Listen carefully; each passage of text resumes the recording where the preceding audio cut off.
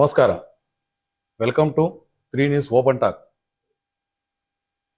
America వంటి అగ్రరాజ్యంలో అత్యున్నత స్థాయిలో ఉన్న ఒక వ్యక్తి సాఫ్ట్వేర్ కంపెనీలు పెడుతూ లక్షలాది రూపాయలు సంపాదించుకుంటూ తృప్తి చెందక తాను పుట్టిన గడ్డకు ఏదో చేయాలన్న ఆశతో కర్నూలు నగరానికి విచ్చేసి అతి తక్కువ కాలంలో ఇక్కడ రాజకీయ నాయకులను ఎదుర్కొని తనకంటూ ఒక ప్రత్యేక స్థానాన్ని సంపాదించుకొని చివరకు కర్నూలు శాసనసభ్యుడిగా ఎన్నికైన తర్వాత కూడా విశ్రాంతి అన్నది లేకుండా ప్రజల మధ్య తిరుగుతూ ప్రజలే వారి సేవనే నా లక్ష్యం అంటూ మరోసారి ఎన్నికలకు పోటీకి సిద్ధమవుతున్న కర్నూలు ఎమ్మెల్యే హఫీజ్ ఖాన్ గారితో ఓపెన్ టాక్.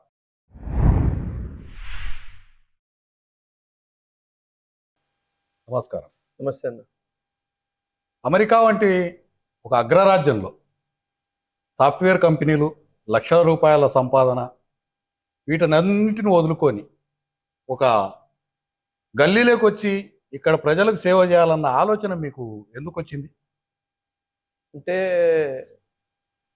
ఒక్కొక్క మనిషికి ఒక్కొక్క పిచ్చి ఉంటుందని చెప్పి అనుకుంటాను. ఒకరికి డబ్బులు సంపాదిస్తే తృప్తి, ఒకరికి పేరు సంపాదిస్తే తృప్తి, ఒకరికి సేవ చేస్తే తృప్తి, ఒకరికి ఫిలిం ఇండస్ట్రీలో పోతే తృప్తి, ఒకరికి ఏదన్నా ఇండస్ట్రీ ఓపెన్ చేస్తే తృప్తి, ఒకరికి లేదు నేను ప్రశాంతంగా ఒక ఉద్యోగం చేసుకుంటే నాకు తృప్తి. ఇలా రకరకాల ఆలోచనలు రకరకాల మనుషులకు ఉంటాయి. నాకు ఫస్ట్ నుంచే కొంచెం కర్నూలు పైన ప్రేమ ఎక్కువ. ఇక్కడ ఉండే ప్రజల కోసం ఏదో ఒకటి చేయాలి అని ఒక ఆలోచన. సో అక్కడ ఉన్నప్పుడు కూడా ఒక 3-4 గంటలు ఉత్త కర్నూలు న్యూస్ పేపర్లే చదువుతుంది. అమెరికాలో ఉన్నప్పుడు కూడా అన్ని పేపర్లు నేను ఇక్కడ లేచే ముందరే మేము అక్కడ 4-5 గంటలకి అన్ని పేపర్లు పబ్లిష్ అయిపోతాయి. ఈ పేపర్ వచ్చేస్తుంది కదా. సో మా అమ్మనో నాన్ననో మా ఫ్రెండ్స్ లేచే ముందరే అన్ని పేపర్లు చదివి ఈరోజు న్యూస్లో ఇట్లా ఉంది, మీది ఏం పరిస్థితి కర్నూలులో అని చెప్పి మాట్లాడేటం. అమెరికాలో ఉన్న ఇక్కడ పరిస్థితుల గురించి తెలుసుకునే ప్రయత్నం. సో వాళ్ళు కూడా అంటుండే, ఏంద్రా నువ్వు అక్కడ పోయినావు ప్రశాంతంగా ఉండకుండా ఇక్కడ న్యూస్ ఎందుకు చదువుతున్నావు అంటే, ఏదో మ్యాగ్నెటిక్ పవరు కర్నూలుకి నాకు ఒక సంబంధం ఉంది. నేను ఎంత వద్దనుకున్నా నేను కర్నూలుకి పోవాలనే ధ్యాస ఎప్పుడు 24 గంటలు అక్కడ ఉన్నాను. సో ఇంకా ఏ రోజైతే రాజశేఖర రెడ్డి గారు చనిపోయారో ఆ రోజు ఆఫీస్కి పోలేదు, 2-3 రోజుల వరకు ఇంట్లోనే ఉన్నాము. అలాంటి ఒక మహానాయకునికి ఇంతమంది కోట్లాది మందిని ఆయన ఎట్లా సంపాదించుకున్నాడు అని చాలా మందితో మాట్లాడాము, బాధపడ్డాము. అప్పుడు ఇంకా జగన్మోహన్ రెడ్డి గారు ఇంకా కాంగ్రెస్ పార్టీ నుంచి బయటికి వస్తున్న తరుణంలో మా నాన్న కూడా రాజశేఖర రెడ్డి గారు అంటే చాలా ఇన్ఫ్లుయెన్స్ అయ్యారు. యాక్చువల్లీ మేము కాంగ్రెస్ పార్టీ కోట్ల విజయభాస్కర్ రెడ్డి గారితో, సూర్యప్రకాష్ రెడ్డి గారితో వాళ్ళతో ట్రావెల్ అయిన మనుషులు. రాజశేఖర రెడ్డి గారితో పెద్ద పరిచయం లేదు. కానీ ఒక 3-4 సార్లు నాన్న ఉర్దూ యూనివర్సిటీ ఇవ్వాలా అని, లేదంటే కర్నూలుకు వేరే సమస్యల గురించి, లేదంటే జూనియర్ కాలేజ్ ఇవ్వాలా, ఆయనకు ఉర్దూ పైన కొంచెం ఎక్కువ ఇష్టం, లాంగ్వేజ్ ఇంట్రెస్ట్. అలాగే కర్నూలు మైనార్టీస్ ఇష్యూస్ ఇట్లా కలవడం జరిగింది. ఆయన మాట తీరు, ఆయన పలకరించే తీరు, ఆయన పనిచేసే తీరు అనేది ఆయనకు చాలా నచ్చినాయి, ప్రభావితం చేసినాయి. మనము అలాంటి ఇంకోటి ఆయన ఏం చెప్పారంటే నాకు ఇప్పటికీ గుర్తుంది, ఏ నాయకుడు కూడా మనకు రిజర్వేషన్ ఇవ్వలేదు, అలాంటి మనిషి మనకు రిజర్వేషన్ ఇచ్చినాడు. వాళ్ళ అబ్బాయికి ఈరోజు ఇబ్బంది ఉంటే మనము వాళ్ళతో తోడుగా ఉండాలా, నిలబడాలా, కానీ కాంగ్రెస్ పార్టీలో అధికారం ఉంది అని చెప్పి మనము ఉండకూడదు అని చెప్పి చెప్పడం జరిగింది. సో పార్టీ ఆవిర్భావం నుంచి జగన్మోహన్ రెడ్డి గారు కర్నూలు జిల్లాలో ఎంటర్ అయిన రోజు నుంచే ఆయనతో పాటు ట్రావెల్ చేసుకుంటూ ఈ రోజు వరకు వచ్చింది. అంటే మీరు నాన్నగారు చూశారు రాజకీయంగా, ఆ తర్వాత మీ సోదరుడు కూడా ప్రజారాజ్యంలో ఇదే రాజకీయంగా వ్యూహాలు ఎత్తుగడలు కామన్. ఇది ఈ వ్యూహాలు ఎత్తుగడలు అర్థం చేసుకోకుండా అన్నయ్య ఒక ఇంత ఇబ్బంది పడి రాజకీయాల నుంచి పోయినారు. అయినా మీరు ఏ ధైర్యంతో ఈ రాజకీయాలకు రావాలనుకున్నారు? తమ్ముడు అన్న తను అయితే ఏమంటే, ఇప్పుడు మన దగ్గర డబ్బులు ఉన్నాయనుకున్నా మనం 10 మందికి సేవ చేయగలుగుతాం. కానీ రాజకీయాల ప్లాట్ఫామ్ పైన ఉంటే వందలాది మందికి, వేలాది మందికి మనం సేవ చేసే ప్లాట్ఫామ్. సో రాజకీయాల్లో వచ్చింది సేవ చేయడానికి, రాజకీయాల్లో వచ్చింది ఎవరికైతే హక్కు ఉందో ఆ హక్కు వాళ్ళకు ఇప్పియాలని చెప్పి, ఎవరైతే ఎవరికి అయితే న్యాయం చేయాలో వాళ్ళకు న్యాయం వైపు మనం నిలబడాలి, వాళ్ళ వైపు పోరాడాలని చెప్పి. సో ఆ రకంగా ఒక మనిషి జీవితము వేరే ఏ పని చేసినా లిమిటెడ్ ఉంటుంది, కానీ అన్లిమిటెడ్ పీపుల్కి మనము హెల్ప్ చేయగలుగుతాము అంటే ఒక రాజకీయ పార్టీలో, ఒక రాజకీయ పవర్లో ఉంటేనే మనము అది సాధ్యమవుతుందని చెప్పి ఇంకా రాజకీయాల్లోనే చేయాలని చెప్పి ఒక ఆలోచనతో ఇంకా ముందుకు వచ్చాం. నిజంగా కానీ రాజకీయాల్లో ఇన్ని ఎత్తుగడలు ఉంటాయి, ఇంత లోతుగా ఉంటుంది, ఇన్ని కుట్రలు ఉంటాయి, కుతంత్రాలు ఉంటాయి, వెన్నుపోట్లు ఉంటాయి, విమర్శలు ఉంటాయి, ఫాల్సు, ఫేకు, ఫ్యాబ్రికేటెడ్ న్యూస్లు క్రియేట్ చేస్తారు, దుష్ప్రచారాలు చేస్తారు. ఇంత లోతుగా రాజకీయం ఉంటుంది అనేది మాత్రం నాకు నిజంగా ఆ రోజు తెలియదు. ఈ రోజు కొంచెం అర్థం చేసుకున్నా, కానీ ఎక్స్పీరియన్స్ కొంచెం అర్థమైంది. ఓకే, ఇంత లోతుగా ఉంటుందా అని చెప్పి. కానీ రాజకీయం అనేది సేవ అని చెప్పి నేను దిగిన. కానీ రాజకీయం అంటే చాలా డిఫరెంట్గా ఉంటుంది. సేవ చేయాలంటే కూడా దీనికి అన్నింటినీ మనం తట్టుకోగలుగుతానే సేవ చేయగలుగుతాం అనేది నాకు ఇప్పుడు అర్థమైంది.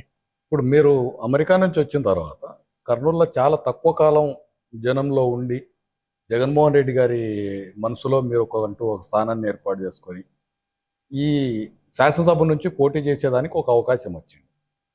అంటే ఆ రోజు మీరు ప్రతిపక్ష పార్టీలో ఈ పార్టీని మీరు బుధాన వేసుకొని మోసినారు. ఆ రోజు మీరు ఎలాంటి ఇబ్బందులు ఎదుర్కొన్నారు?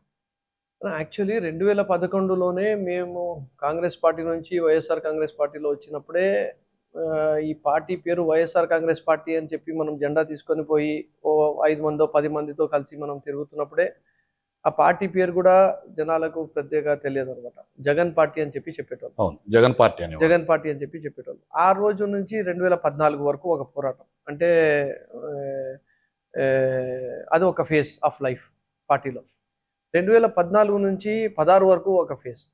2016 నుంచి నాకు ఇన్ఛార్జ్గా ఎప్పుడైతే వచ్చిందో అక్కడి నుంచి 19 వరకు ఒక ఫేజ్ ఆఫ్ లైఫ్. ఈ 3 ఫేజెస్ ఆఫ్ లైఫ్లో పార్టీని బలోపేతం చేసుకుంటూ, నాయకులను తయారు చేసుకుంటూ, ప్రజల్లో ఒక నమ్మకం సంపాదించుకుంటూ, ఒక గౌరవం సంపాదించుకుంటూ, ఎన్నో దీక్షలు, నిరసనలు చేసుకుంటూ, ప్రజల పక్షాన నిలబడి పార్టీ వైఖరిని చెప్తూ, అప్పుడు ఉన్న రూలింగ్ పార్టీలను నిలదీస్తూ, ఎవరికి కూడా లొంగకుండా, ఎవరితో కూడా బెదరకుండా, ఎవరితో కూడా మనము భయపడకుండా ఆ 9 సంవత్సరాల జర్నీ అనేది నాకు ఒక రాజకీయ నాయకునిగా నేను ఎదిగిన. అంటే ఆ 9 సంవత్సరాలు ఏదైతే అపోజిషన్లో ఉన్నామో అదే నా ఫౌండేషన్. సో నేను డిఫరెంట్ క్లాస్ ఆఫ్ సొసైటీతో నేను కలవగలిగిన, మాట్లాడగలిగిన, వాళ్ళ ఆశలు, వాళ్ళ ఆశయాల్ని అర్థం చేసుకోగలిగిన, వాళ్ళ సమస్యల్ని చాలా దగ్గర నుంచి చూడగలిగిన, వాళ్ళు చూపించే ప్రేమ ఆప్యాయతని నేను పొందగలిగిన. సో ఆ 9 సంవత్సరాలు అనేవి చాలా కష్టమైనవి, చాలా ఇబ్బందికరమైనవి. జగనన్న జైల్లో ఉన్నప్పుడు నాకు ఒక ఆయన ఒక పెళ్లిలో అడిగారు, బాబు నువ్వు అమెరికా నుంచి వచ్చినావు అని చెప్పి విన్నాను అంటే, అవును సార్ అమెరికా నుంచి. ఏం చదివినావు అంటే, నేను మాస్టర్స్ చేసినాను సార్ అక్కడ. మరి అట్లాంటి మనిషివి నువ్వు మాత్రం పార్టీ రాంగ్ చూస్ చేసినావు, జగన్మోహన్ రెడ్డి గారు మీ నాయకుడు జైల్లో పెట్టినారు, అలాంటి మనిషి దగ్గర నువ్వు ఎట్లా పనిచేస్తున్నావు అని చెప్పి. అంటే దుష్ప్రచారము అప్పుడు చంద్రబాబు నాయుడు కాంగ్రెస్ పార్టీ చెప్పిందే వాళ్ళు జనాలు కూడా నమ్మినారు. ఈరోజు అది ఆ రోజు కుట్ర, జగన్మోహన్ రెడ్డి గారికి రాజకీయంగా ఎదుర్కోలేక ఆయనకు ఆ రోజు ఇబ్బంది పెట్టినారనేది ఈరోజు అర్థమవుతుంది. కానీ ఆ రోజు ఆ సమయంలో నేను కూడా రాజకీయాల్లో కొత్త. నేను ఒకటే మాట చెప్పిన, అన్న ఆయన రాజశేఖర రెడ్డి గారి కొడుకు, రాజశేఖర రెడ్డి గారు పేదలకు బీదలకు మేలు చేసినాడు, ఆంధ్రప్రదేశ్ రాష్ట్రంలో మళ్ళీ పేదవాళ్ళకు బీదవాళ్ళకు మేలు చేయగలుగుతాడంటే, ఆయన ఆశయాల్ని ముందర తీసుకోపోగలుగుతాడంటే అది జగనన్న మాత్రమే అని చెప్పి నేను నమ్మిన. ఆయన ఏం చేసినాడా చేయలేదా దానికి నాకు సంబంధం లేదు. ఆయన పేదవాళ్ళకు బీద వాళ్ళకు ఈ రాష్ట్రానికి ఖచ్చితంగా మేలు చేస్తా అని చెప్పి నాకు నమ్ముతున్నా. ప్రజలు ఆ రోజులో ఉండే రూలింగ్ పార్టీ వాళ్ళు ఎవరు ఏం చెప్పినా నేనైతే దానిని నమ్మడం లేదు. ఒక మంచి మనిషి, ఒక మంచి మనసు ఉన్న మనిషి అని చెప్పి మాత్రం నేను జగనన్నకు చూస్తున్నా అని చెప్పి చెప్పడం జరిగింది. సో రకరకాల ఈ 9 సంవత్సరాల్లో అసలు 14 తర్వాత ప్రజారాజ్యం పార్టీ చిరంజీవి నడపలేకపోయినాడు. ఏ పార్టీ అయినా ఫస్ట్ టైం రూలింగ్లో వస్తేనే సర్వైవ్ అవుతుంది, ఇంకా మీది అయిపోయింది. ఏ, అంటే అంటేనే 2014-15 మధ్యలోనే ఢిల్లీలో పోయి మేము ధర్నా అవును. చేసినాం. ఆ రోజు కూడా జగన్మోహన్ రెడ్డి గారు కూడా చెప్పినారు, అరే సంవత్సరమే అయింది, మీరు అప్పుడే మీరు చేస్తే ఎట్లా అంటే. ఆయనలో ఒక పోరాటం స్పిరిట్ ఉంది. ప్రజల కోసం ఎప్పుడు నిత్యము ప్రజల కోసమే ఆలోచిస్తాడు, ప్రజల కోసమే ఇచ్చేస్తాడు. నేను జైల్లో ఉన్నప్పుడు కూడా అన్నతో కలిసే ఏ, అవకాశం నాకు వచ్చింది. ఆ రోజు పోయి నేను అన్న నువ్వు ఎట్లా ఉన్నావు అని చెప్తే, ఆఫీస్ పోయి నువ్వు ఎట్లా ఉన్నావు, ఇంట్లో ఎట్లా ఉన్నారు, ఆ, కర్నూలులో ప్రజలు ఎట్లా ఉన్నారు, ఆ, మీరందరూ బాగా గట్టిగా ప్రజల తరపు నుంచి పోరాడుతున్నారా లేదా, ప్రజల్లో ఉంటున్నారా లేదా, మనం ప్రజలు ఎంతో మనకు నమ్ముకొని ఉన్నారు, వాళ్ళ తరపు నుంచి మనము పోరాటాలు చేయాలి, వాళ్ళ తరపున మనం నిలబడాలి. గెలుపు ఓటమి అనేది ఇంపార్టెంట్ కాదు. వాళ్ళు ఏదైతే నమ్మకం మన పైన పెట్టినారో ఆ నమ్మకం మనం ఎక్కడ కూడా వమ్ము చేయకూడదు అనే విధంగా ఆయన ఆ రోజు కూడా చెప్పిన మనిషి. సో 14 తర్వాత కూడా నాకు రకరకాల మనుషులు చెప్పినప్పుడు నేను ఒకటి నమ్మిన, జగనన్న ఆ రోజు అన్ని సంవత్సరాలు అయితే 18 నెలలు పెడితేనే అప్పుడు బెదరలేదు. ఈ 5 సంవత్సరాలు కూడా ఆయన పోరాటాలు చేపిస్తాడు మాతో, ఖచ్చితంగా మళ్ళీ అధికారంలో వస్తాము అని చెప్పి. దాని తర్వాత 16లో ఒక పెద్ద కుట్ర అనేది జరిగింది. అంటే ఈ పార్టీనే ఉండకూడదు, జగన్మోహన్ రెడ్డి మీ గారు పార్టీ ఎమ్మెల్యేలను ఆకర్షించారు. లాక్ తీసేసుకోవాలి, ఎమ్మెల్యేలని ఎంపీలని తీసేసుకోవాలి. జగన్మోహన్ రెడ్డి గారు యాజ్ ఎ లీడర్ ఆయన పనికి రాడు, ఆయన పెద్ద మనుషుల్ని గౌరవించాడు, ఆయన పార్టీని నడపలేడు, ఆయనకు ఈయనంత విజనరీ లీడర్ అన కాదు, ఆయనకు చాలా ఆరోగెన్స్ ఎక్కువ ఉంది అనేది ఇది బాగా దుష్ప్రచారము మొదలుపెట్టారు.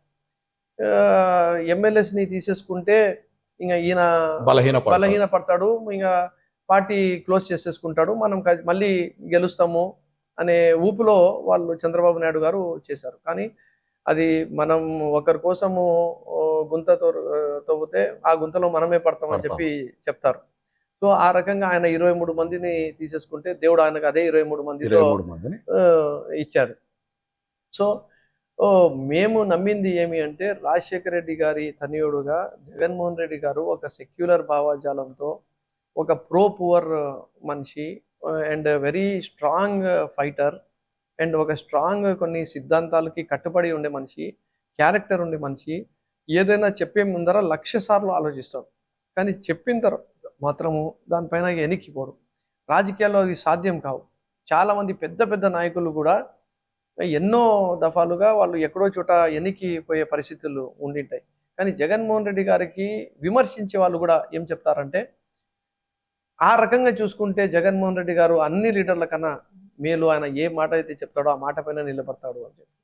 సో ఆ నమ్మకము ఆయన పైన ఉండింది, ఆ ధైర్యం ఆయన మాకు ఇచ్చినాడు. కాబట్టి మేము కూడా పోరాటాలు చేస్తే, ఆయన ముఖ్యమంత్రి అయితే అందరూ బాగుంటాము అనే ఒక ఆలోచనతో పోరాటాలు చేశాము. ఆ 16 నుంచి 19 వరకు నిత్యం ప్రజల్లోనే ఉన్నాము. దేవుని దయ వల్ల ఆయన ప్రజల్లోకి వెళ్ళిపోయినాడు, పాదయాత్ర చేసినాడు. ఈరోజు రాహుల్ గాంధీ గారు కూడా పాదయాత్ర చేస్తే కాశ్మీర్ టు కన్యాకుమారి, ఆయన జగన్మోహన్ రెడ్డి కన్నా తక్కువనే కిలోమీటర్లు చేసినాడు, కానీ ఎక్కువ చేయలేకపోయినాడు.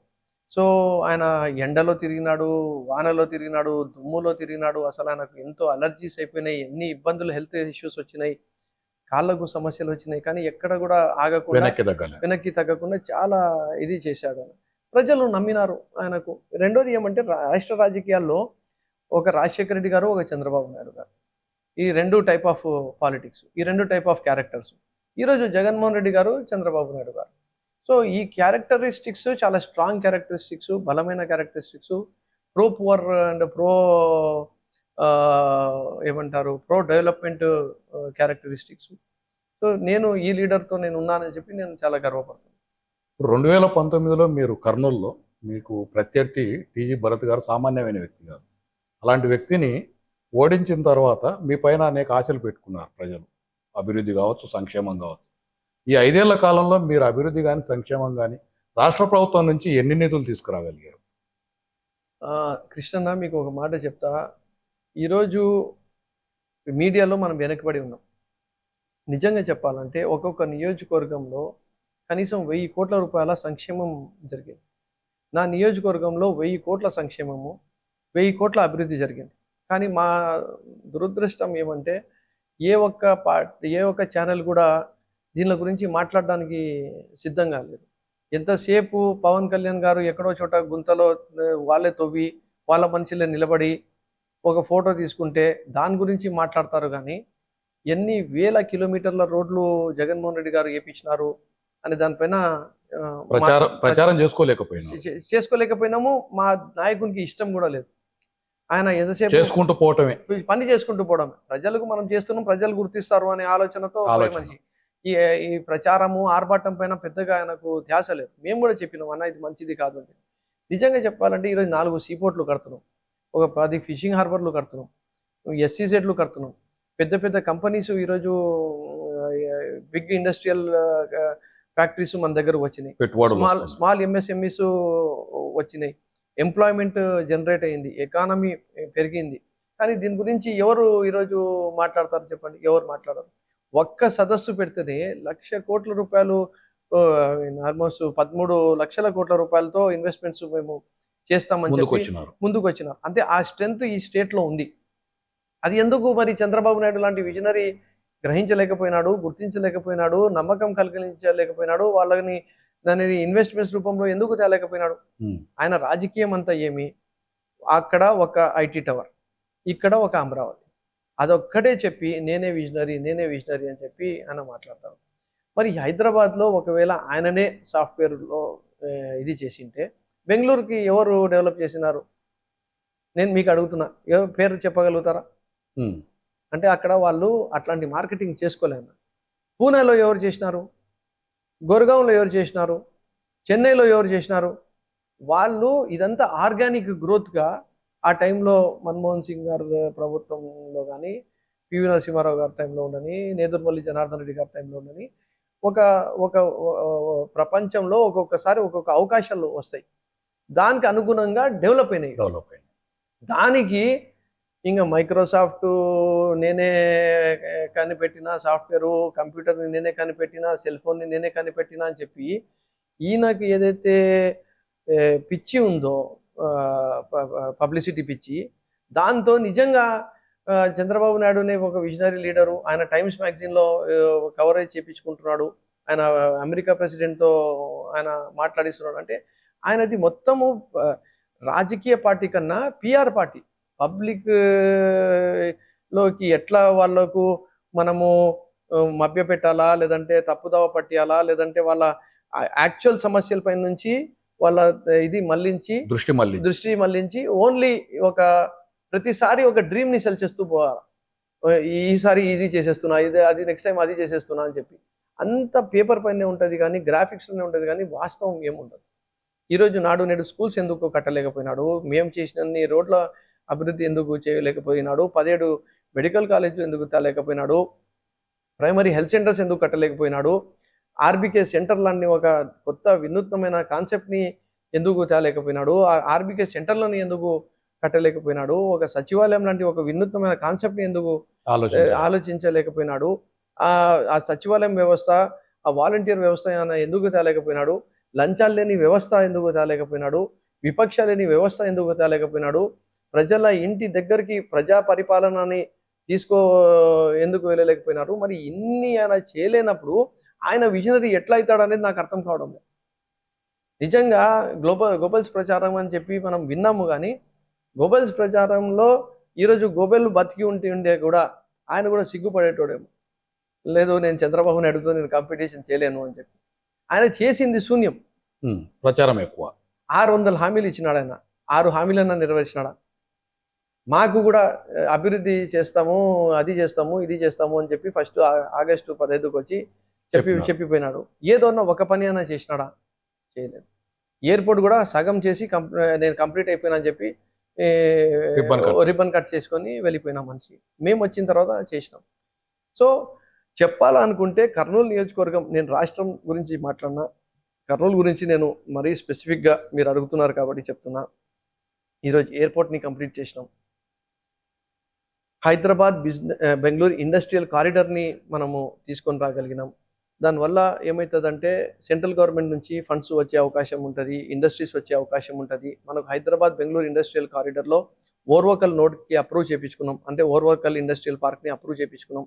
ఓర్వకల్ ఇండస్ట్రియల్ పార్క్కి నీళ్లు 1 TMC ఆఫ్ నీళ్లు గోరకల్ రిజర్వాయర్ నుంచి మనము ఆ, దానికి మళ్ళించాలి. దానికి ఇవ్వడానికి పూర్తిగా అన్ని ఈ, ఏర్పాట్లు చేయడం జరిగింది. ఒక్కసారి నీళ్లు వచ్చినాయి, ఒకసారి పవర్ వచ్చింది, మన రోడ్లు బాగున్నాయి, ఎయిర్పోర్ట్ ఉంది, ట్రైన్ స్టేషన్ ఉంది, బస్సు ఫెసిలిటీ ఉంది, మంచి స్కూల్స్ ఉన్నాయి, హాస్పిటల్స్ ఉన్నాయి, కనెక్టివిటీ ఉంది అంటే అక్కడ ఇండస్ట్రియల్ పార్క్ అనేది ఏర్పాటవుతుంది. భూమి కూడా ఉంది మన దగ్గర. ఈరోజు డిఫెన్స్ వాళ్ళు ఆలోచిస్తున్నారు అక్కడ రావాలని, ఫార్మా ఇండస్ట్రీ వాళ్ళు ఆలోచిస్తున్నారు రావాలని, మ్యానుఫ్యాక్చరింగ్ వాళ్ళు ఆలోచిస్తున్నారు రావాలని చెప్పి. సో ఇన్ని అక్కడ స్కోప్ ఉంది. అవన్నిటినీ ఈరోజు ఎవరు దానిపైన ధ్యాస పెట్టి పని చేస్తున్నాడు అంటే ఈరోజు జగన్మోహన్ రెడ్డి గారు చేస్తున్నారు. హైదరాబాద్ బెంగళూరు ఇండస్ట్రియల్ కారిడార్ నువ్వు ఎందుకు తేలేకపోయినావు? మరి నువ్వైతే, మేమైతే ప్రభుత్వంలో లేం కదా, బీజేపీలో. వాళ్ళు బీజేపీతో ప్రభుత్వంలో ఉన్నారు కదా, నీ మంత్రులు వాళ్ళ ప్రభుత్వంలో, వాళ్ళ మంత్రులు నీ ప్రభుత్వంలో ఉన్నారు కదా, మరి ఎందుకు తేలేకపోయినావు నువ్వు? అంతే కదన్నా.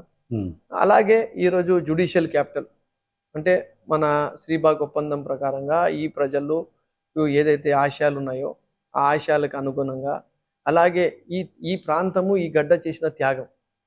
ఒకవైపు శ్రీశైలం డ్యామ్ కట్టాలంటే మనము వేలాది ఎకరాలు వదులుకున్నాం. హైదరాబాద్ రాజధాని కావాలంటే మనము రాజధాని వదులుకున్నాం. ఆ రోజు ఏ ఒక్కడు కూడా కర్నూలు నుంచి నిజంగా మీరు మా దగ్గర నుంచి రాజధాని తరలించుకొని పోతున్నారు కదా, మరి మాకు ఇది ఇస్తారా అది ఇస్తారా అని చెప్పి ఎవరు అడిగిన వాళ్ళు కాదు. సరే 14 సంవత్సరాలు నువ్వే కదా ముఖ్యమంత్రి, మరి ఎందుకు కర్నూలు ప్రాంతానికి నువ్వు డెవలప్ చేయలేదు? ఈరోజు జ్యుడిషియల్ క్యాపిటల్ ఇస్తే నువ్వు ఎందుకు అడ్డుపడుతున్నావు? అక్కడ జిరాక్స్ సెంటర్లు, కూల్ డ్రింక్ దుకాణాలు తప్ప దానివల్ల ఏం లాభం అని చెప్పి నువ్వు చెప్తున్నావు కదా, మరి అదన్నా మాకు చేసుకోవడానికి ఎందుకు ఇవ్వలేదు? ఈరోజు హైకోర్టు రాకుండా చేయడంలో కుట్ర వీళ్ళది ఉంది అనేది ప్రతి ఒక్కరికి తెలిసిన విషయం. కానీ జగన్మోహన్ రెడ్డి గారి చేతుల్లో ఏదైతే ఉండిందో, మన ఏమంటారు, జగన్మోహన్ రెడ్డి గారి చేతుల్లో ఏదైతే ఉండిందో, లోకాయుక్త కానీ, హ్యూమన్ రైట్స్ కమిషన్ కానీ, వక్ఫ్ ట్రిబ్యునల్ కానీ, సిబిసిఐడి కోర్టు కానీ, అవన్నీ ఈరోజు కర్నూలులో ఆపరేషన్లో ఉన్నాయి. అని ఏదో ఓకే మాటల్లో హైకోర్టు మినహా మిగతా హైకోర్టు మినహా అన్ని. హైకోర్టుకి కూడా 150 ఎకరాలు జగన్నాథ్ గట్టు పైన ల్యాండ్ అలొకేషన్ చేసినాడు. ఈ ల్యాండ్ అలొకేషన్ చేసింది పేద బీద వర్గాల కాలనీల పక్కన ల్యాండ్ అలొకేషన్ ఉంది. అదే చంద్రబాబు నాయుడు గారు ఉండింటే దాని చుట్టూ మళ్ళీ కొన్ని ల్యాండ్స్ కొని అందరూ దగ్గరతో కొనిచ్చి అక్కడే హైకోర్టుకు పెట్టించి మళ్ళీ అక్కడ రియల్ ఎస్టేట్ చేసుకునేటోడు. ఈరోజు ఈ ఆస్కోప్ కూడా ఇవ్వలేదు కదా జగన్మోహన్ రెడ్డి గారు. అంత నీతిగా, అంత నిజాయితీగా, అంత నిస్వార్థంగా ఈ ప్రతి ప్రాంతము నాదే, ప్రతి ప్రాంతంలో అభివృద్ధి చేయాలా, ప్రతి ప్రాంతానికి సమానంగా ఎదిగే విధంగా చూడాలని చెప్పి ఆయన చూస్తున్నారు. సో మా అభివృద్ధిని అడ్డుకోవద్దండి అని మాత్రం నేను తెలుగుదేశం నాయకులకు చెప్తున్నాను. వాళ్ళకు నిజంగా చిత్తశుద్ధి ఉండింటే తెలుగుదేశం నాయకులు, జిల్లాలో ఉండే తెలుగుదేశం నాయకులు కూడా, సార్ ఏమన్నా ఉండని, జగన్మోహన్ రెడ్డి అనే మనిషి వచ్చి మాకు న్యాయ రాజధాని ఇస్తా అంటున్నాడు, దానికి మీరు సపోర్ట్ చేయండి అని చెప్పి చెప్పాల్సింది. హైకోర్టు బెంచ్ ఇస్తాను, నేను హైకోర్టు బెంచ్ ఇస్తానని చెప్పి 14 నుంచి 19లో ఉన్నప్పుడు 10 సార్లు 100 రోజుల పైన మా అడ్వకేట్లు ధర్నాలు చేస్తే, నిరసనలు చేస్తే, వాళ్లకు సంబంధించిన లీగల్ టీమ్ అడ్వకేట్లని కూడా మాట ఇచ్చి మాట పైన నిలబడకుండా ఉన్నాడు చంద్రబాబు నాయుడు. మీరు ఇందాక చెప్పినారు 1000 కోట్ల రూపాయల సంక్షేమం, 1000 కోట్ల రూపాయల అభివృద్ధి అని. దీంట్లో మన జగన్మోహన్ రెడ్డి గారి దగ్గరికి మీరు ఏదైనా ఫైల్ తీసుకెళ్తే, మిగతా ఎమ్మెల్యేల సంగతి పక్కన పెడితే, మీ ఫైల్ని అయితే ఎన్నికి పంపడంట. దీని వెనక మంత్రం ఏంటి అంటే అన్న, నేను జగన్మోహన్ రెడ్డి గారు చిరస్థాయిగా నిలిచిపోవాలా అనేది ఆయన కోరిక. రాజశేఖర రెడ్డి గారి ఫోటో ఎలాగైతే ప్రతి ఒక్క ఇంట్లో ఉందో, జగన్మోహన్ రెడ్డి గారి ఫోటో కూడా చిరస్థాయిగా వాళ్ళ ఇంట్లో ఉండాలా, వాళ్ళ గుండెల్లో ఒక స్థానము సంపాదించుకోవాలనే ఆలోచన మా నాయకుడిది. దానికి అనుగుణంగానే ఏమి చేస్తే ఈ ప్రాంత ప్రజలకు మేలు జరుగుతుంది, జగన్మోహన్ రెడ్డి గారికి పేరు ప్రఖ్యాత పెంచే విధంగా ఉంటుంది అనేది నేను ఆయనతో మాట్లాడతాను. సో ఏది మాట్లాడినా లాజికల్గా, సైంటిఫిక్గా మాట్లాడతాను కాబట్టి, అక్కడ అవసరాన్ని బట్టి మాట్లాడతాను కాబట్టి, దాంట్లో ఎలాంటి దురాలోచన ఉండదు కాబట్టి ఆయన నా మాటకు కాదు అని చెప్పి చెప్పడు. హైదరాబాద్ బెంగళూరు ఇండస్ట్రియల్ కారిడార్ ఉన్నప్పుడు కూడా రాసుకొని ఆ పనిని బుగ్గన రాజేంద్రనాథ్ రెడ్డి గారికి అప్పచెప్పి ఆ హైదరాబాద్ బెంగళూరు ఇండస్ట్రియల్ కారిడార్కి తెప్పేయడంలో కూడా జగన్మోహన్ రెడ్డి గారు దగ్గరుండి బుగ్గన రాజేంద్రనాథ్ రెడ్డి గారితో ఫాలోఅప్ చేపించి ఈరోజు తీసుకొని రాగలిగినారు. సో నేను కర్నూలుకి ఒకటి అడిగిన, సార్ మేము మా దగ్గర సమ్మర్ స్టోరేజ్ ట్యాంకు కెపాసిటీ తక్కువైంది, సిటీ పెరిగింది, మేము కూడా ఇంకోటి అడిషనల్ సమ్మర్ స్టోరేజ్ ట్యాంక్ కోసం పోవాలని చెప్పి అనుకున్నాము. కానీ ఎన్ని సమ్మర్ స్టోరేజ్ ట్యాంకు తెచ్చినా నీళ్లు మాత్రం సుంకెసల నుంచి ఓపెన్ ఛానల్ నుంచి తేవాల్సిన పరిస్థితి ఉంది. సో మేము ఐఏఎస్ ఆఫీసర్ డికే బాలాజీ గారు, irrigation officials, municipality officials, public health వాళ్ళు అందరూ ఆలోచించిన తర్వాత, లేదు సమ్మర్ స్టోరేజ్ ట్యాంక్ కన్నా ముందు మనం ఒక పైప్డ్ లైను సుంకెసల డ్యాము నుంచి కర్నూలు వరకు తీసుకొని వస్తే, ఎప్పుడైతే మనకు నీళ్లు కొరత ఉంటుందో, ఎప్పుడైతే సమస్య ఉంటుందో, తీవ్రమైన ఎండాకాలం ఉంటుందో, ఆ టైంలో ప్రతి ఒక్క చుక్క కూడా మనము ప్రజలకు ఇప్పించగలుగుతాము అని చెప్తే ఆయన మొత్తం విని, ఎందుకంటే ఆయన ఏది కూడా డబ్బులు వేస్ట్ అవుతున్నాయి అంటే ఆయన ఒప్పుకునే మనిషి కాదు. నిజంగా మంచి ఆలోచన ఉంది ఇది. సుంకెసల డ్యామ్నే మనము ఒక సమ్మర్ స్టోరేజ్ ట్యాంక్ లెక్క మనం ఏదైతే అక్కడ కట్టాలనుకుంటున్నామో దానికే వాడుకొని, అక్కడ నుంచి నీళ్లు కూడా మనకు ఎక్కడ తగ్గకుండా వేస్ట్ కాకుండా, అది లీకేజెస్ ఉండని, అగ్రికల్చరల్ నీడ్స్ ఉండని, ఎవాపరేషన్ ఉండని లెక్క వేసుకుంటే 25 to 30% of water is reaching summer storage tank. So దానికి కావాల్సిన 80+ crore రూపీస్ ఫైల్ని వెంటనే సంతకం చేసి ఈరోజు కర్నూలు నగరానికి రాబోయే రోజుల్లో నీటి సమస్య లేకుండా చేయడానికి ఈరోజు గౌరవ ముఖ్యమంత్రి గారు ముఖ్యమైన కారకులు. కానీ ఈ రోజు వరకు కూడా దాని గురించి పెద్దగా ప్రచారము పబ్లిక్లో ఆయన కానీ మేము కానీ చెప్పుకోలేకపోయినాం అనేది మాత్రం వాస్తవం. ఇప్పుడు మీరు 2019లో ఎన్నికలు పూర్తయిన తర్వాత మీరు శాసనసభ్యుగా ఎన్నికయ్యారు. కొద్ది రోజులకే మీకు అది కరోనా మహమ్మారి అటాక్. ఆ టైంలో ప్రపంచమంతా ఇళ్లలో ఉంటే మీరు మాత్రం మీ ఆరోగ్యాన్ని, మీ కుటుంబ భద్రతను కూడా కేర్ చేయకుండా వీధుల్లోకి వచ్చి పోలీసు వాళ్ళు హెచ్చరికలు ఎదుర్కొని జనంలోకి వెళ్ళి ఏదో ఒక సేవ ఎందుకు అంత ఆదురత? అన్న, నా దగ్గర లక్షల కోట్ల రూపాయలు, వందల వేల కోట్ల రూపాయలు లేవు. నా ప్రత్యర్థి దగ్గర ఉన్నాయి. కానీ పేద వర్గాలు కానీ, బీద వర్గాలు కానీ, ఎడ్యుకేటెడ్ పీపుల్ కానీ, మిడిల్ క్లాస్ ఫ్యామిలీస్ కానీ, ఒక ఎడ్యుకేటెడ్ అబ్బాయి అమెరికా వదిలేసుకొని సేవ చేయడానికి వచ్చినాడు అని ఒక నమ్మకంతో వాళ్ళు ఓట్లు వేసినారు కాబట్టి నేను ఎమ్మెల్యే కాగలిగాను. లేదంటే వాళ్ళతో ఎదుర్కొనేంత శక్తి నాకు లేదు. ఒకవైపు జగన్మోహన్ రెడ్డి గారి సహకారము, రెండో వైపు ప్రజల సహకారము, మూడో వైపు దేవుని ఆశీర్వాదం వల్ల నేను అయినా. ఆ రోజు ఒక విపత్తు అనేది వచ్చింది. నేను ఏం చేయాలి? బయటికి వెళ్తే నువ్వు బయటికి ఎందుకు పోతున్నావు, నువ్వే బయట తిరిగితే ఎట్లా, ప్రజలకు అందరికీ మనం లోపల ఉండు అని చెప్తుంటే నువ్వే బయట తిరిగితే ఎట్లా? అన్నీ లాక్డౌన్ చేసినాం. లాక్డౌన్ చేస్తే జనాలందరూ గుంపులు గుంపులుగా కూర్చుంటున్నారు అప్పుడు ప్రజల్లోకి పోయి, బాబు లాక్డౌన్ చేసింది మీరు మీ ఇళ్లలో ఉండాలా, లేదంటే సపరేట్ రూమ్లలో ఉండాలా, ఎవరైతే బయట పోయి ఏమన్నా కూరగాయలు అవి ఇవి తెస్తున్న వానికి కూడా కొంచెం దూరము పెట్టాలా. ఈ రకంగా మీరు ఉండడానికి లాక్డౌన్ చేసినాం. కానీ మాకు ఒక రూలు, వాళ్ళకు ఒక రూలు, ఇది కరెక్ట్ కాదు. మనం చనిపోయేది ఉంటే దేవుడు అనేది మేము గట్టిగా నమ్మేది ఏమంటే, సావు అన్న ఉండని, లేదంటే తిండి అంటే తిండి కాదు, సంపద ఉండని, రెస్పెక్ట్ ఉండని, ఇవన్నీ దేవుడు ఎవరికి కావాలంటే వాళ్ళకు ఇస్తాడు, మనుషుల చేతుల్లో పెట్టలేదు. అలాంటప్పుడు నేను ఒకవేళ నీతిగా, నిజాయితీగా, నిస్వార్థంతో దేవుని మెప్పు కోసము, ప్రజలు మేలు కోసము ఆ రోజు బయటికి వస్తే నాకు రెండు జరగవచ్చు. ఒకటి, నేను వాళ్ళకి అందరికీ ఎంత వీలైతే అంత హెల్ప్ చేయగలుగుతా, బతకగలుగుతా. లేదు అంటే నాకు రాత రాసి ఉంటే నేను చనిపోగలుగుతా. కానీ పని చేస్తూ చనిపోయినాడు అనే ఒక తృప్తి, ఒక పేరు రావాలా. కానీ అరే వానికి మేము గెలిపిస్తే ఇతను ఏదో మనకు మేలు చేస్తాడు అనుకుంటే, ఇతని ఇంట్లో కూర్చొని డైరెక్షన్లు ఇచ్చుకుంటూ ఫోన్ల పైన, వీడియో కాల్స్ పైన నారా లోకేష్ లెక్క, చంద్రబాబు నాయుడు లెక్క ఉండకూడదు. మనము ఖచ్చితంగా ప్రజల్లో మనము నిలబడి, వాళ్ళకు తోడుగా నిలబడి, ధైర్యం ఇచ్చి, వాళ్ళకు నిత్యావసరాల సరుకులు ఇంటింటికి పంపించినాం, వాళ్ళకు హైపో కొట్టించినాము, శానిటేషన్ చేసి ఇచ్చినాము, శానిటైజర్లు పంచినాము. ఇవంతా ఫస్ట్ స్టార్టింగ్ ఫేజ్లో చేసినాం. దాని తర్వాత ఆక్సిజన్ కొరత అయింది.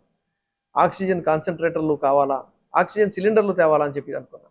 ఆక్సిజన్ సిలిండర్ తెచ్చిన ఆక్సిజన్ కెపాసిటీని ఎవరు ఇవ్వాలంటే సెంట్రల్ గవర్నమెంట్ అలొకేషన్ చేస్తుంది. సో ఆక్సిజన్ సిలిండర్లు కన్నా ఆక్సిజన్ కాన్సన్ట్రేటర్లు వస్తే ఈ మైల్డ్ కోవిడ్ పేషెంట్లకు మనము బతికించగలుగుతాము.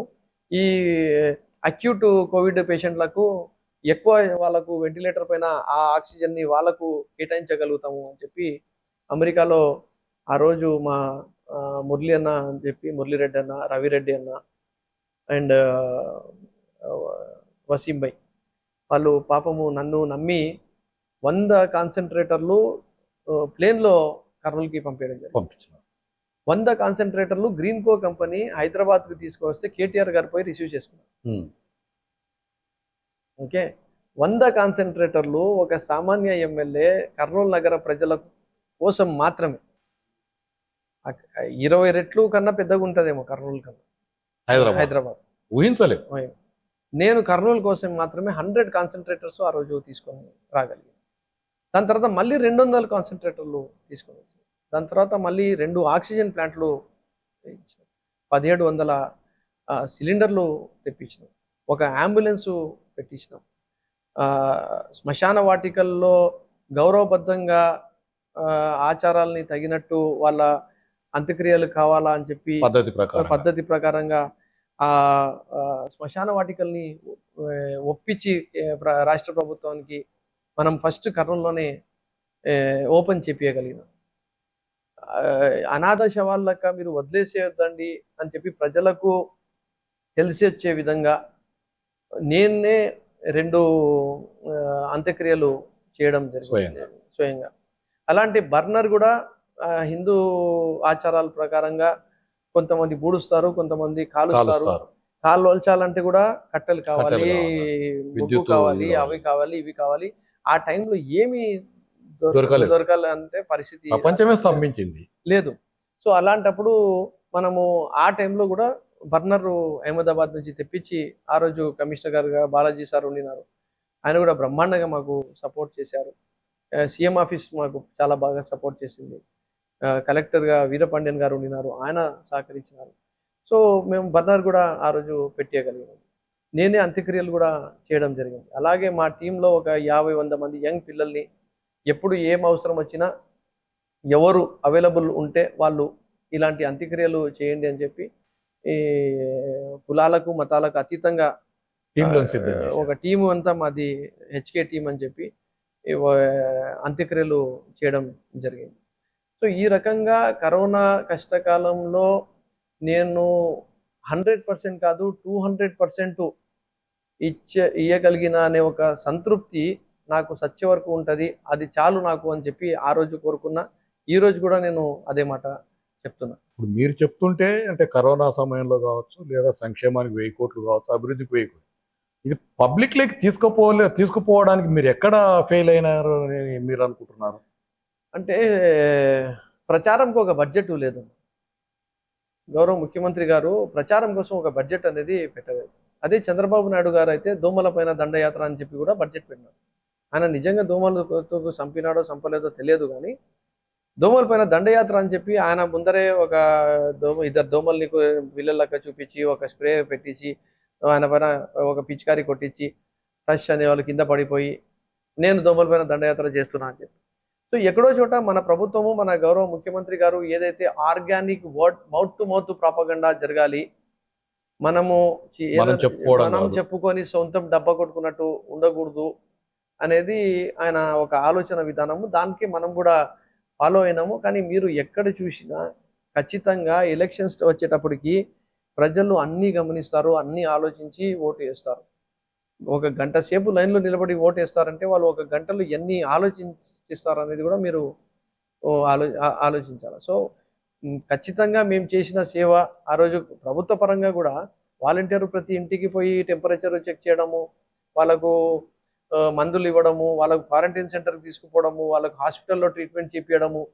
అదే పక్కన రాష్ట్రాల్లో లక్షల రూపాయలు పెట్టుకున్న మనిషి చనిపోతుంటే ఇక్కడ చాలా ప్రైవేట్ హాస్పిటల్స్ పైన తీవ్రమైన విజిలెన్స్ దాడులు చేసి మీరు 1,00,000, 2,00,000, 3,00,000 కన్నా బిల్సు పెంచకుండా చేయాలని చెప్పి ఈ గౌరవ ముఖ్యమంత్రి గారు ఏదైతే చర్యలు తీసుకున్నారో కోవిడ్లో, అది భారతదేశంలోనే ఎవరు ఆ రకంగా ఆ యాక్షన్ రోజు తీసుకోలేదు. యాక్షన్ చేయలేదు. సో ఆయన స్ఫూర్తితోనే మేము కర్నూలు నగరంలో నాతో సహా నేను నిజంగా చెప్పాలంటే మా నాయకులు, మా కార్యకర్తలు కూడా వాళ్ళు తన వంతు వాళ్ళు డబ్బులు కూడా ఖర్చు పెట్టి ఆ రోజు అండగా నిలబడడం జరిగింది. నేను ఆ రోజు అందరికీ పిలిపించి ఒకటే మాట చెప్పిన. మనం రాజకీయాల్లో ఉండేది లబ్ధి కోసము, రాజకీయ లబ్ధి కోసం కాదు. మనము ఎక్కడో చోట ప్రజలకు నిస్వార్థంగా సేవ చేయడం అనేది ఒకటైతే, దేవుని మెప్పు కోసం కూడా మనము పని చేయాలా అని చెప్పి ఒక మంచి ఉద్దేశంతో ఆ రోజు అడుగులేసినాము. కాబట్టి దేవుడు మాకు కరోనా రాలేదు మాకు. కానీ కొన్ని వేలాది మందికి మాత్రము సేవ చేసే సౌభాగ్యం మా దేవుడు మమ్మల్ని మాకు కల్పించాడు. మంచి పనులు అన్నీ చేసేది దేవుడే.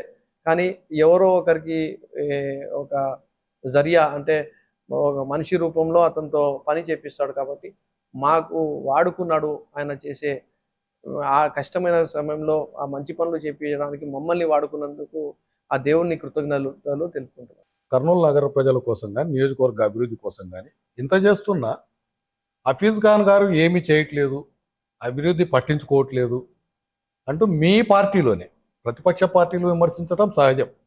మీ పార్టీలోనే కొందరు మీ పైన ఒక విధమైనటువంటి ప్రచారాన్ని జనంలోకి తీసుకుపోతున్నారు. దీనికి మీరు సమాధానం ఏం చెప్తారు? కొంచెం కాంగ్రెస్ పార్టీ కల్చర్ ఉంది కాబట్టి సో అంటే ప్రజాస్వామ్యం ఎక్కువ అంటారా? ప్రజాస్వామ్యం కొంచెం ఎక్కువ. మంచిదే అని చెప్పి నేను అనుకుంటా.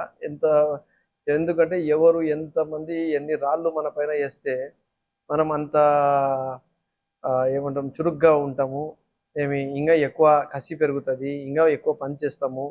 మనకు మనం నిరూపించుకోవాలని చెప్పి ఒక కసి అనేది ఇంకా పెరుగుతుంది. కాబట్టి వాళ్ళు నెగటివ్ చేసి సంతృప్తి చెందితే నేను పాజిటివ్ చేసి సంతృప్తి చెందాలనేది నా ఆలోచన. నేను ఎంతసేపు positive development, positive thinking, positive attitude పైనే ముందుకు నా ప్రయాణం. మీకు ఎక్స్ఎమ్మెల్యే ఎస్వి మోహన్ రెడ్డి గారికి ఎందుకు ఈ క్లాషెస్ వచ్చినాయి? క్లాషెస్ అనేది రాజకీయాల్లో ఏమీ వ్యక్తిగతంగా ఉండవు. ఇప్పుడు ఆయన కూడా ఎక్స్ఎమ్మెల్యే కాబట్టి ఆయనకు కూడా సీట్ కావాలనే ఒక ఆలోచన, ఆయన దగ్గర ఉండే కార్యకర్తల ఒత్తిడి, ఒక పెద్ద కుటుంబంలో నుంచి వచ్చినాము, ఒక నియోజకవర్గం లేకుండా పోతే ఎట్లా అనే బాధ, ఇవన్నీ సహజంగా ఉంటాయి. కాబట్టి ఇట్లాంటివన్నీ ఇవన్నీ తట్టుకోవాల్సిందే. మనం వ్యక్తిగతంగా ఏమి నాకు ఆయనకు ఎలాంటి భేదాభిప్రాయం లేదు. రాజకీయ పరంగానే ఉంది. కుర్చీ ఒకటే ఉంటది కాబట్టి ప్రతి ఒక్కరు కిస్సా కుర్చీకా అంతే, వేరేది ఏం లేదు. ఎన్నికలకు వచ్చేటప్పటికి సహజంగానే ఇందాక మీరు అన్నారు మీ పార్టీలో ప్రజాస్వామ్యం ఎక్కువ అని. ఈ ఎన్నికలలో పోటీ చేయాలన్న ఉద్దేశంతో పోటాపోటీ సమావేశాలు నిర్వహించి మాకే టికెట్ కావాలి, మాకే టికెట్ కావాలి అన్న పరిస్థితులు ఉన్నాయి. దీన్ని మీరు ఎలా అర్థం చేసుకుంటున్నారు? ఇప్పుడు ఒక నాయకుని దగ్గర ఉండే కార్యకర్తల్లో, నాయకుల్లో మా నాయకునికి వస్తేనే బాగుంటుంది అని ఒక ఆలోచన రావడంలో తప్పు లేదు. కాకపోతే పార్టీ ప్రతిష్టని దెబ్బ తీయకుండా పార్టీ హైకమాండ్, పార్టీ లీడరు ఏదైతే నిర్ణయం తీసుకుంటాడో దానికి కట్టుబడి ఉంటూ వాళ్ళ ప్రయత్నము, వాళ్ళ ఆశలు ఏవైతే ఉన్నాయో అవి ప్రజాస్వామ్యంలో పార్టీ ప్రతిష్టని వేరే వాళ్ళని కించపరచకుండా వాళ్ళు అడిగితే కూడా నాకైతే తప్పు లేదని చెప్పి నేను అనుకుంటాను. చాలామంది ఈ మాటతో విభేదించవచ్చు, కానీ ఇది రాజకీయాల్లో వాస్తవము. ఇవన్నీ నేను అర్థం చేసుకోకపోతే, నాకు అంత పెద్ద మనసు ఉండకపోతే మనం రాజకీయం చేయలేము అని చెప్పి కూడా నేను నమ్ముతాను. కాబట్టి వాళ్ళ హక్కు వాళ్ళు అడిగినారు. Final decision will be taken by the CM sir. దానికి అనుగుణంగా వాళ్ళు పార్టీలో ముఖ్యమంత్రి గారికి చేసుకోవడం, జగన్మోహన్ రెడ్డి గారికి ముఖ్యం అనేది ప్రతి ఒక్క కార్యకర్త వస్తాడు. ఇది టీ కప్పులో తుఫాను లాంటిది. అందరూ కలిసి వైఎస్ఆర్ కాంగ్రెస్ పార్టీ జెండాని మరొకసారి కర్నూలు నియోజకవర్గంలో హ్యాట్రిక్గా గెలుస్తామని చెప్పి అందరు కూడా సహకరిస్తారు. అందరు కూడా కలిసి వస్తారు. అన్ని సమస్యలు కూడా పక్కన పెట్టి అవన్నిటిని కూడా చూసుకునే బాధ్యత జగన్మోహన్ రెడ్డి గారిది. కాబట్టి ఖచ్చితంగా అందరు కలిసికట్టుగా ఈ ఎలక్షన్ ఎదుర్కొంటాము, పోటీ చేస్తాము, పార్టీని గెలిపిస్తాము. ఇప్పుడు మీ పార్టీ నుండి ఎంపీగా గెలిచి ఇటీవలే పార్టీకి పదవికి రాజీనామా చేసిన సంజీవ్ కుమార్ గారు సీఎంను కలవటానికి చాలా ఇబ్బందులు ఉన్నాయి. ఈ ఈ 5 ఏళ్ల కాలంలో నేను 2 మార్లే ఆయన్ను కలవగలిగాను, నిధులు తీసుకురావడంలో ఇబ్బందులు ఉన్నాయి అని అంటున్నారు. మీరేమో సింపుల్గా, చాలా సింపుల్గా సీఎం గారి దగ్గరికి వెళ్తున్నారు, ఫైళ్ళు సంతకాలు తీసుకొని 1000 కోట్ల రూపాయల అభివృద్ధి పనులు సాధించుకోవాలి. ఇది మీకు ఎట్లా సాధ్యమైంది అంటున్నారు? అన్న ఇప్పుడు ఆయన ఆ రోజు ఏదో బాధలో చెప్పినాడేమో అని చెప్పి నేను అనుకుంటున్నాను. నిజంగా ప్రజా సమస్యలపైన మనము పోయి మాట్లాడి ఆయన దృష్టిని మనము ప్రజా సమస్యలపైన తీసుకొని రాగలిగితే ఆయన వెరీ బ్రాడ్ థింకర్ కాబట్టి ఖచ్చితంగా దానిపైన స్పందించే మనిషి కాబట్టి మనం తాపత్రయం పడుతున్నది ఆ ప్రాంత ప్రజల కోసము, ఆ ప్రాంత అభివృద్ధి కోసము. దానివల్ల ఆయనకు కూడా ఒక మంచి పేరు వస్తుంది అని చెప్పి ఎప్పుడైతే మనం ప్రజెంటేషన్ చేసుకోగలుగుతామో ఖచ్చితంగా ఆయన మమ్మల్ని దగ్గర చేసుకుంటాడు, స్పందిస్తాడు, చేయిస్తాడు, పాజిటివ్గా పాజిటివ్గా మూవ్ అవుతారు. ఆ రోజు ఆయన కొంచెం బాధలో ఉన్నాడని చెప్పినాడని చెప్పి నేను అనుకుంటాను, చెప్పి మీకు తెలియజేసుకుంటాను. రానున్న 3 నెలల కాలంలో మీ పదవీ కాలం ముగియబోతుంది. ఈ 5 సంవత్సరాలు ప్రజలకు సేవ చేసే అవకాశం ఇచ్చిన ప్రజలకు మీరేమైనా చెప్పదలుచుకున్నారా? దేవుని దయతో, ప్రజల ఆశీస్సులతో, జగన్మోహన్ రెడ్డి గారి సహకారంతో నాకు ఇచ్చిన ఈ అవకాశంలో 5 సంవత్సరాల్లో దాదాపు 2.5 సంవత్సరాలు కోవిడ్, కరోనాలో ఇబ్బందులు పడినా మాకు దొరికిన ఈ 2 సంవత్సరాల్లో ప్రతి ఒక్క గల్లీలో కూడా మనం ఈరోజు అభివృద్ధి చేసి చూపించగలిగినాము. ప్రతి ఇంటికి, ప్రతి గడప గడపకు వెళ్ళి అమ్మ, అక్క, అన్న, తమ్ముడు ఎట్లా ఉన్నావు అని చెప్పి అడగగలిగినాము. ఏదో తూతూ మంత్రంగా వచ్చినాడు కదా, పోయినాడు కదా అని చెప్పి కాకుండా ప్రతి కుటుంబం కూడా మేలు జరిగిందా లేదా అని చెప్పి ప్రతి ఒక్కరితో కూడా మమేకమై మాట్లాడడం జరిగింది. ఈ రోజు వరకు రాజకీయ చరిత్రలో ఏ ఒక్క రాజకీయ నాయకుడు కూడా మన కర్నూలులో గడప గడపకు ప్రతి ఒక్క ఇంటికి వెళ్ళింది లేదు. దాదాపు 18 నెలలు ఎవ్రీడే 5 to 7 అవర్స్ వరకు కూడా మనము తిరగడం జరిగింది. సో ప్రజలతో డైరెక్ట్గా ఇంటరాక్షన్ చేసుకొని ఈరోజు వాళ్ళకు ఎక్కడ ఏం సమస్య ఉంటే దానికి స్పందించి ఈ 2.5 సంవత్సరాల్లో కొన్ని మాకు ఆర్థిక ఇబ్బందులు ఉన్నా ఇంతకుముందు ఎవరు ఎప్పుడు ఎన్నడూ చేయని విధంగా ఈరోజు 2.5 సంవత్సరాల్లోనే 2 సంవత్సరాలే టెక్నికల్గా చెప్పాలంటే, గట్టిగా చెప్పాలంటే లాస్ట్ 5-6 మంత్స్ కొంచెము ఎలక్షన్ మూమెంట్ కరోనా అనేది వచ్చేస్తుంది. కాబట్టి జస్ట్ 2 ఇయర్స్లోనే మనం ఇంత మార్పు, ఇన్ని పనులు మనము చేయగలిగినాము. అలాగే పేద వర్గాలకు, బీద వర్గాలకు ప్రతి ఇంటికి కూడా సంక్షేమం అందించగలిగినాము. దాంట్లో కూడా ప్రతిసారి వాళ్ళ సెక్రటరీస్కి కానీ, వాలంటీర్స్ని కానీ మీరు చేస్తున్న కార్యక్రమం చాలా గొప్పది, ఆ కుటుంబాల తలరాతలు మార్చే కార్యక్రమం మీరు చేస్తున్నారు. వాళ్ళకి ఈ రోజు వరకు ఎవరు అంతగా పట్టించుకోలేదు. జగన్మోహన్ రెడ్డి గారి సంకల్పం వల్లనే ఇది జరుగుతుంది, మీరు ఎక్కడ కూడా ఎలాంటి తప్పు కూడా చేయకూడదు అని చెప్పి వాళ్ళకు ఎన్నోసార్లు పిలిపించి మీకు ఖచ్చితంగా దేవుని ఆశీర్వాదం మీకు తోడుగా ఉంటుంది, మీరు చేస్తున్న మంచి కార్యక్రమము ఎక్కడ కూడా మీరు అవినీతికి పాల్పడొద్దండి, జగన్మోహన్ రెడ్డి గారు ఎంతో మీకు నమ్మి చేసినాడు, అవినీతి రహిత సమాజంని నిర్మించాలనేదే మా ధ్యేయము అని చెప్పి కూడా వాళ్ళకు చెప్పడము, యాక్సెసిబుల్గా ఉండడము, అవైలబుల్గా ఉండడము, నిత్యం 14-15 గంటలు ప్రజల్లోనే ఉండడము, రోజు ప్రజా దర్బారు చేయడము, ఇలాంటివి అన్నీ చేసిన తర్వాత నాకైతే నేను చాలా సంతృప్తిగా ఉన్నా.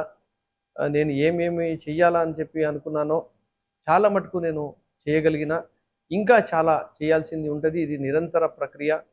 రాబోయే రోజుల్లో ఖచ్చితంగా కర్నూలు నగరానికి ఒక మంచి పేరు వచ్చే విధంగా, దీని ప్రతిష్ట ఇంకా పెరిగే విధంగా వైఎస్ఆర్ కాంగ్రెస్ పార్టీ నాయకులు, కార్యకర్తలు, గౌరవ ముఖ్యమంత్రి గారి ఆధ్వర్యంలో మేమందరం కూడా పనిచేస్తామని చెప్పి మీకు తెలుపుకుంటూ, ఒక ఇమేజ్ మేక్ ఓవర్ కూడా చేయాలని చెప్పి సిటీని కూడా బ్యూటిఫికేషన్ చేయడం జరిగింది.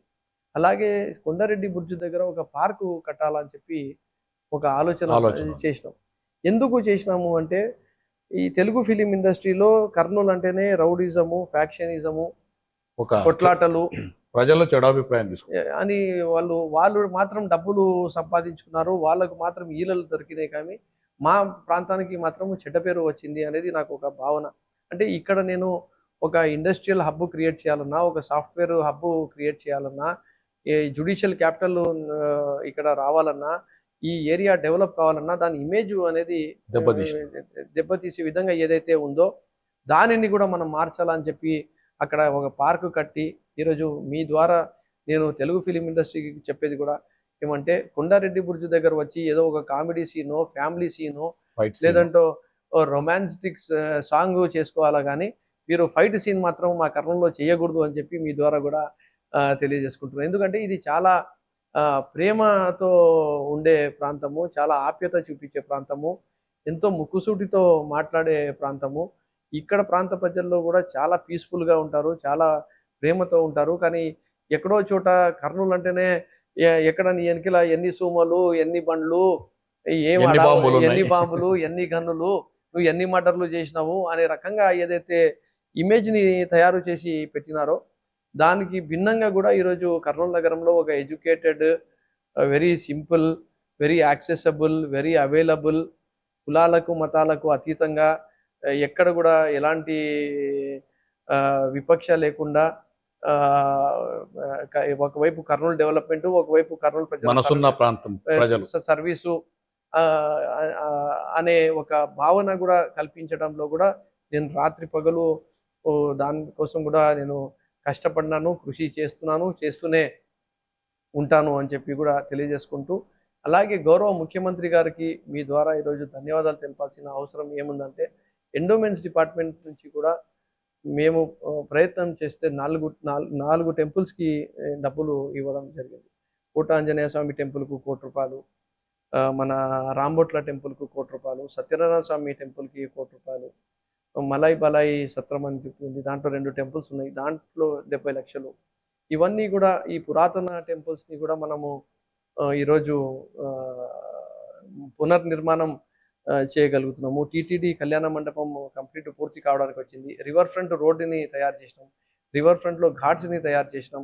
ఈ కరోనా సమయంలోనే మనకు తుంగభద్ర పుష్కరాలు వచ్చాయి.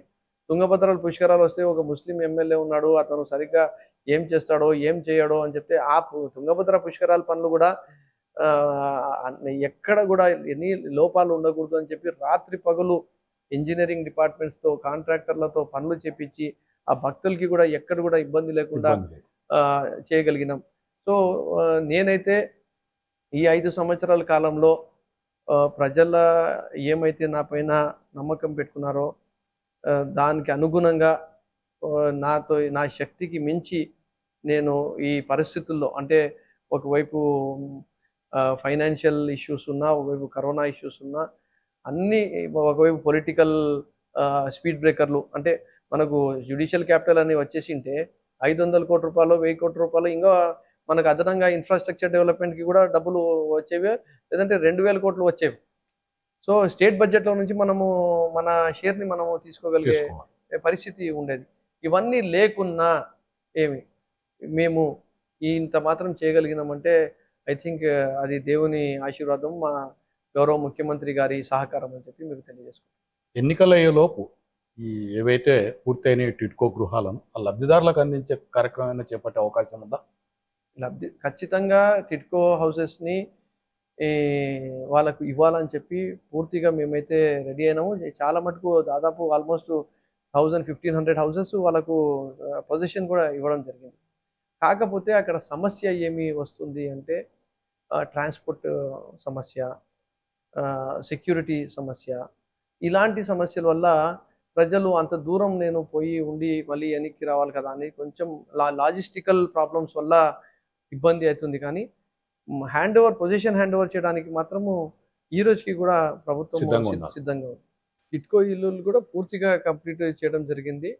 అలాగే ఇళ్ల పట్టాలు కూడా చూసుకుంటే గౌరవ ముఖ్యమంత్రి గారు వచ్చిన తర్వాత రాష్ట్ర వ్యాప్తంగా 33 లక్షల మందికి ఇళ్ల పట్టాలు ఇవ్వడము, దాంట్లో కర్నూలు కార్పొరేషన్కి దాదాపు 21,000 మందికి ఇళ్ల పట్టాలు ఇవ్వడం జరిగింది. దాంట్లో కూడా ₹1 లంచం లేకుండా, విపక్ష లేకుండా, ఏ ఆఫీస్ చుట్టూ తిరగాల్సిన అవసరం లేకుండా నేరుగా వాళ్ళ ఇంటికి పట్టా కాగితాలు చేర్పించడం జరిగింది. మనది కొంతమంది నాకు అడుగుతూ ఉంటారు కాబట్టి నేను మీ ద్వారా వాళ్ళకు తెలియజేయడం ఏమంటే, ఆ ఊర్లో కట్టినారు కదా ఇల్లులు, మా దగ్గర ఇంకా కట్టలేదు కదా అని చెప్పి కొంతమంది చెప్తుంటారు. వాళ్ళది ఫస్ట్ ఫేజ్లో ఉండింది కాబట్టి వాళ్ళవి కంప్లీట్ అయినాయి.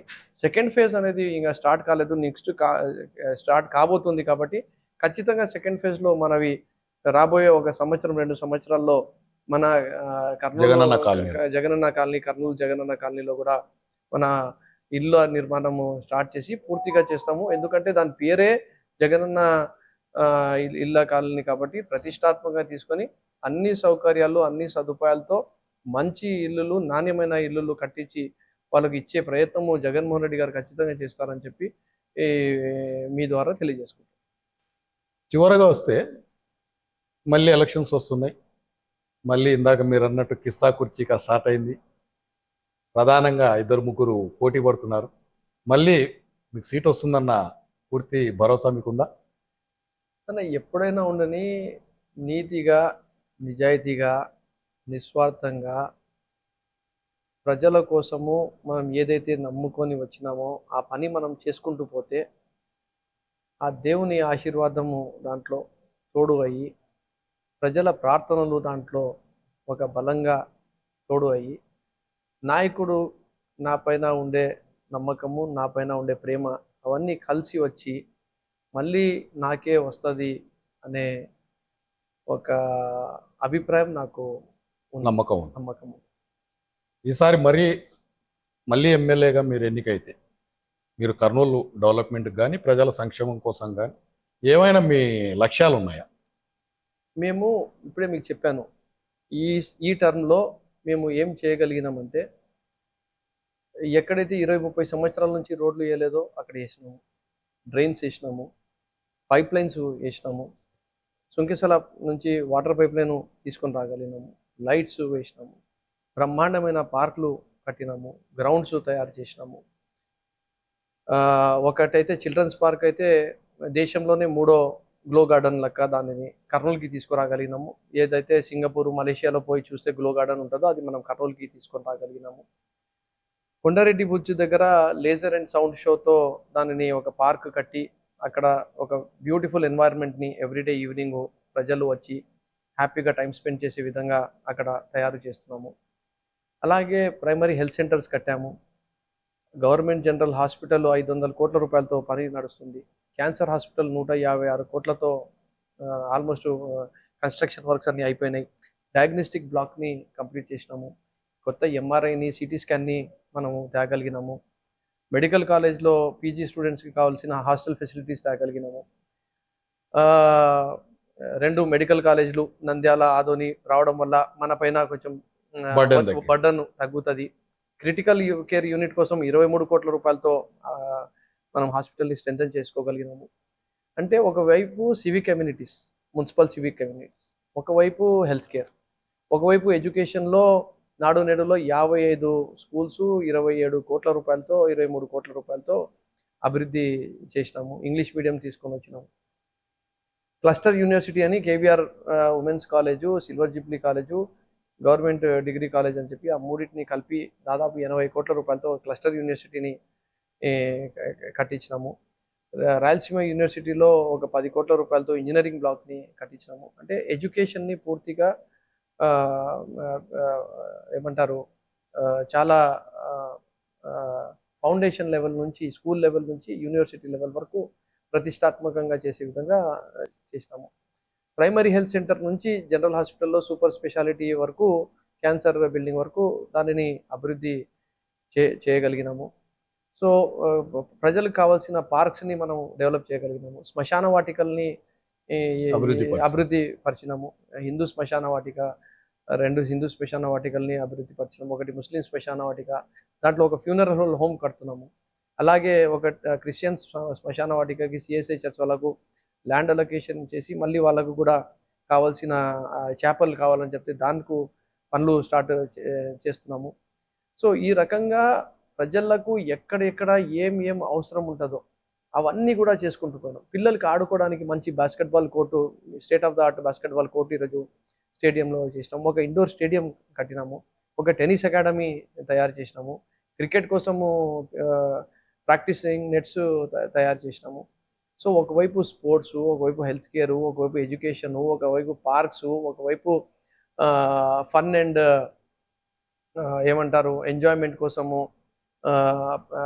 అమ్యూజ్మెంట్ ప్రజలు ఆస్వాదించేదానికి పార్క్స్, ఇవన్నీ మనము చేసుకుంటూ వచ్చినాము. ఖచ్చితంగా రాబోయే రోజుల్లో నా కోరిక ఏదైతే ఉందో అది ఓర్వకల్ ఇండస్ట్రియల్ హబ్ని డెవలప్ కావాలి. పూర్తి స్థాయిలో ఇండస్ట్రియల్ హబ్ని డెవలప్ చేయాలి. అలాగే సాఫ్ట్వేర్ పార్క్ని తీసుకొని రావాలి. ఈ రోజుకి కూడా మనము కర్నూలులో ఉండే కలెక్టర్ గారితో కలిసి ఈ ల్యాండ్ అలొకేషన్ చెప్పించి సెంట్రల్ గవర్నమెంట్కి సాఫ్ట్వేర్ టెక్నాలజీ పార్క్ కోసము ప్రయత్నాలు జరుగుతున్నాయి. వాళ్ళు స్టేట్ గవర్నమెంట్ ఒప్పుకోయింది.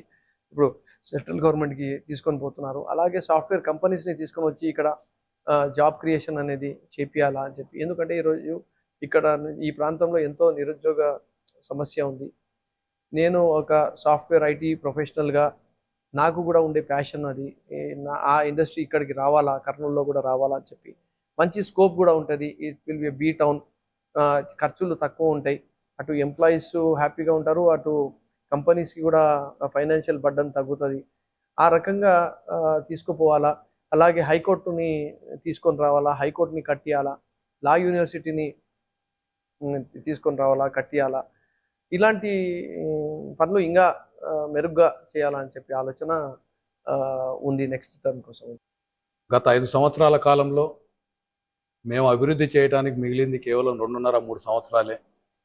ఈ తక్కువ సమయంలో కూడా అనుకున్న దానికంటే శక్తికి మించి నిధులు తీసుకువచ్చి కర్నూలు నగరాభివృద్ధికి పాటుపడ్డానని, మరోమారు పోటీ చేయటం ఖాయమని, ప్రజల ఆశీస్సులతో విజయం సాధించటం అత్యంత నమ్మకంతో ఉన్న ఎమ్మెల్యే హఫీజ్ ఖాన్ గారు భవిష్యత్ కార్యాచరణలో కూడా విజయం సాధించాలని మనస్ఫూర్తిగా కోరుకుంటూ నమస్కారం. Thank you sir. Thank you.